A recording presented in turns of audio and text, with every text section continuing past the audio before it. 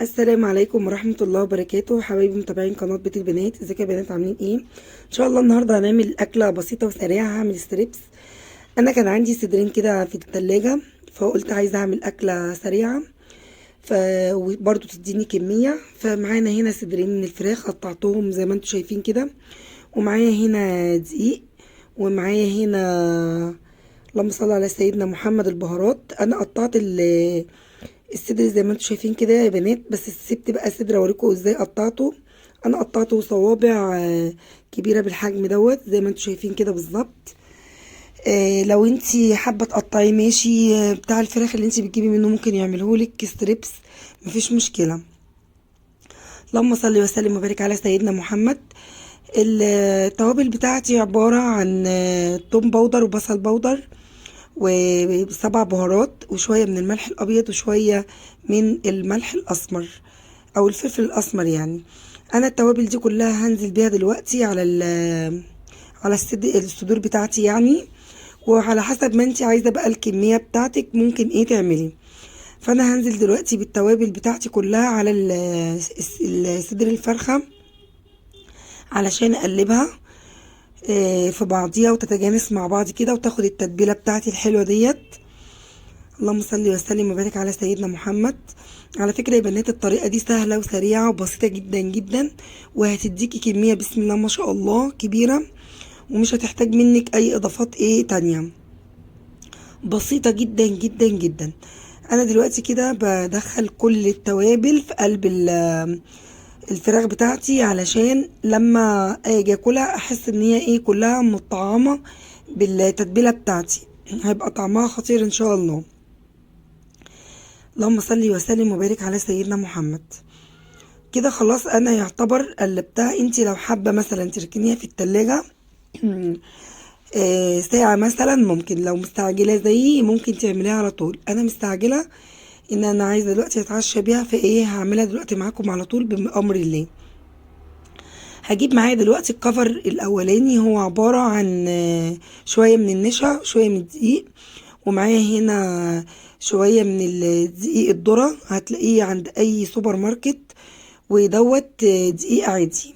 هضيف شويه دقيق عادي على النشا وعلى الدقيق اللي هو الذره. دقيق الذره ده بيخليها مقرمشه، وشويه ملح ابيض وشويه بابريكا، بس كده مش اكتر. هقلب بقى الكفر في بعضيه زي ما انتم شايفين كده، وادخله في بعضه. اللهم صل وسلم وبارك على سيدنا محمد.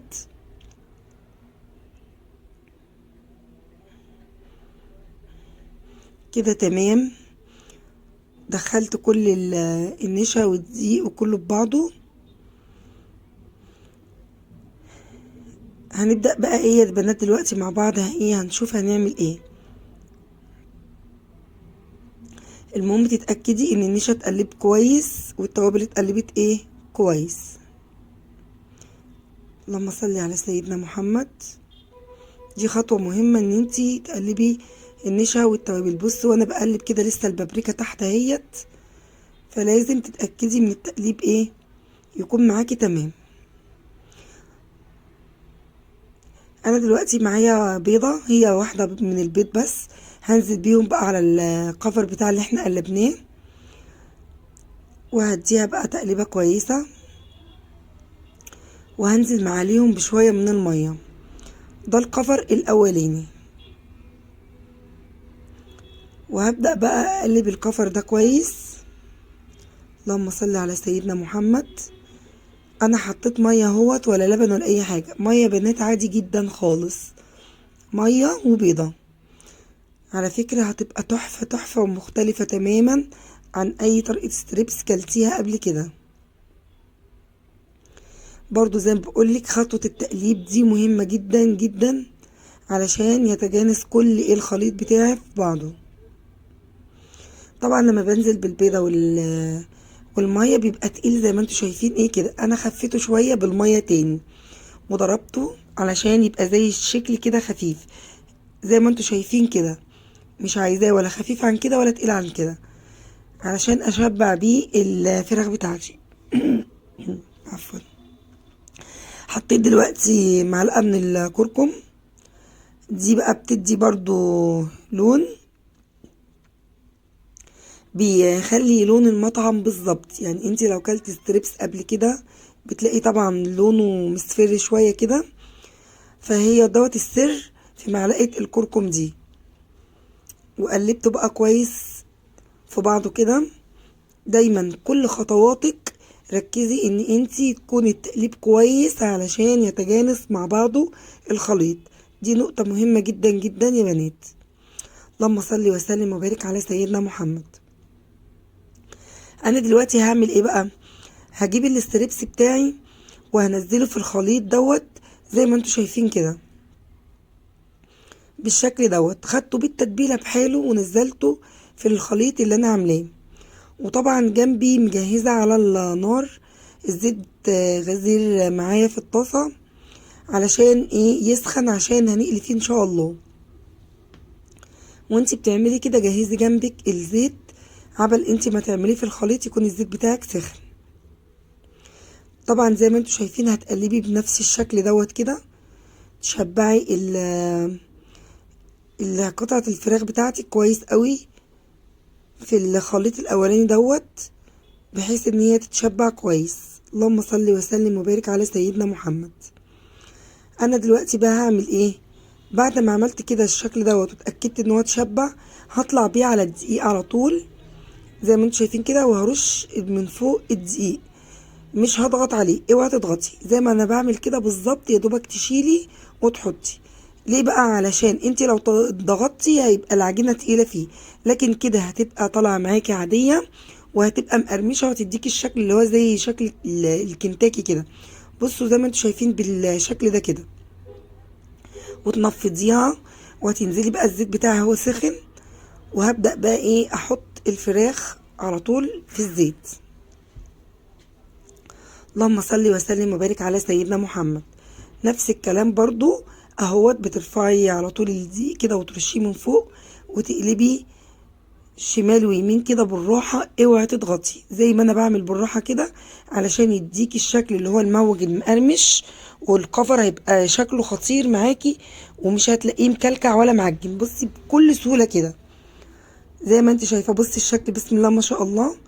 وهنزل على الزيت بتاعي وكده انا هبدأ اوطي النار شوية علشان يستوي براحته.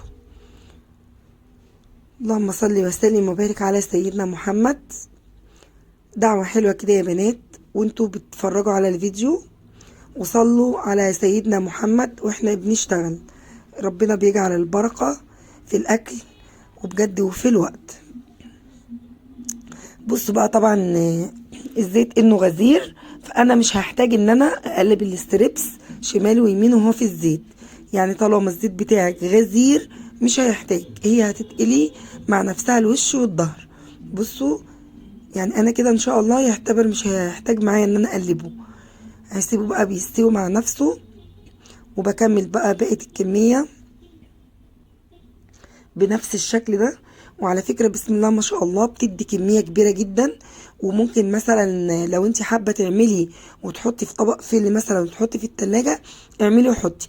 هتعملي بس ما عدا الخطوة الأخيرة اللي هو الدقيق الأخير، يعني هتحطيه في الخلطة. بصوا بقى بسم الله ما شاء الله. اللهم صل وسلم وبارك على سيدنا محمد. زي ما قلت لكم اهو انا مقلبتش ان الزيت غزير معايا، فانا بطلع ايه على طول. معلش يا بنات عندي ايه؟ برد شويه. انا بطلع الاستريبس بتاعي اهوت من غير تقليب ولا اي حاجه خالص، وما خدش معايا وقت. وبسم الله ما شاء الله. اللهم صل على سيدنا محمد. والكميه يا بنات والله العظيم يعني بيدي كميه حلوه قوي. يعني لو عملت صدر بسم الله ما شاء الله ممكن يديكي كيلو الا ربع. بيعمل كميه ما شاء الله. تعملي بقى جنبيه شويه رز بالخلطه، شويه مكرونه. بصوا اللون، بص اللون بتاع يا بنات حلو بسم الله ما شاء الله ازاي. لونه اللي هو اللون المذهب جميل جدا جدا جدا. بصوا بصوا شكله عامل ازاي. والقرمشه بتاعته بقى مش هقولك. انا وانا بطلعه كده والله بيخبط في بعضه ما شاء الله من القرمشه. اللهم صل وسلم وبارك على سيدنا محمد.